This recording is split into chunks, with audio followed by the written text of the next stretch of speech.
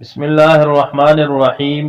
شعبان کی 15ویں شب بارات کہلاتی ہے، یعنی وہ رات جس میں مخلوق کو گناہوں سے بری کر دیا جاتا ہے۔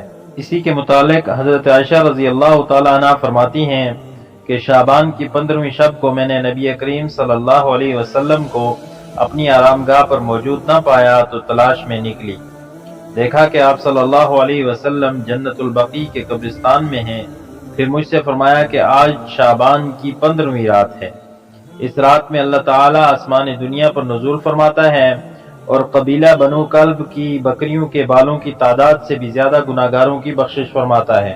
اسی طرح ایک روایت میں آتا ہے کہ اس رات میں پیدا ہونے والے ہر بچے کا نام لکھ دیا جاتا ہے، اور اس رات میں اس سال میں ہر مرنے والے آدمی کا نام بھی لکھ لیا جاتا ہے۔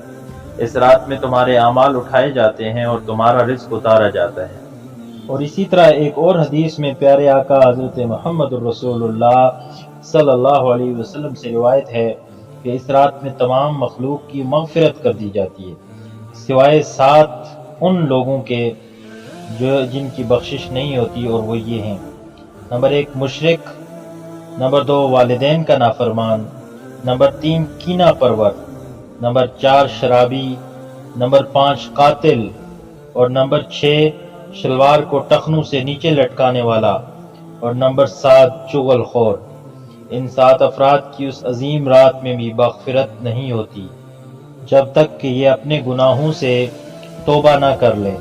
اسی طرح ایک روایت میں آتا ہے کہ حضرت علی رضی اللہ تعالیٰ عنہ فرماتے ہیں کہ اس رات میں عبادت کیا کرو اور دن میں روزہ رکھا کرو۔ اس رات سورج غروب ہوتے ہی اللہ تعالیٰ جل شانہ اپنے بندوں کی طرف متوجہ ہوتے ہیں اور اعلان ہوتا ہے: کون ہے جو گناہوں کی بخشش کروائے؟ کون ہے جو رزق میں وسعت طلب کرے؟ کون مصیبت زدہ ہے جو مصیبت سے چھٹکارا حاصل کرنا چاہتا ہو؟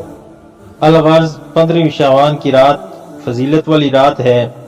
اس میں تلاوت قرآن، ذکر، اذکار اور پیارے آقا صلی اللہ علیہ وسلم پر درود و سلام پڑھا جائے اور اللہ تعالیٰ سے اپنے گناہوں پہ ندامت کا اظہار کیا جائے اور توبہ کی جائے، اور آئندہ آنے والی زندگی میں گناہوں سے بچنے کا اہتمام کیا جائے۔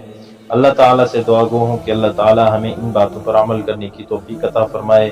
وما علینا الا البلاغ المبین۔